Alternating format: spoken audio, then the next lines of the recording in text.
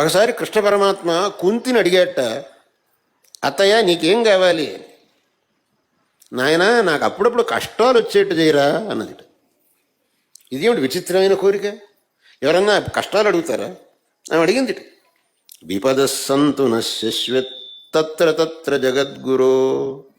అప్పుడప్పుడు నాకు కష్టాలు రావాలరా నాయన. ఏమత్తయ్య విచిత్రమైన కోరిక కోరుతున్నావు అని అంటే దానికి ఆమె సమజాయిషి చెప్పిందిట. భవతో దర్శనం యత్స్యాద్ అపునర్భవ దర్శనం. కష్టం వచ్చినప్పుడేగా నువ్వు నా జ్ఞాపకం వచ్చేది. అప్పుడు నీ దర్శనం అవుతుంది నాకు, లేకపోతే నీ దర్శనం కాదు. నీ దర్శనం అవుతుంది, నా జన్మ సార్థకం అవుతుందని నాకు నమ్మకం.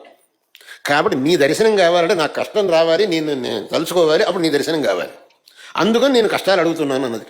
ఎంత వివేకంతో అడిగింది చూడండి ఆ మహాతల్లి కుంతి.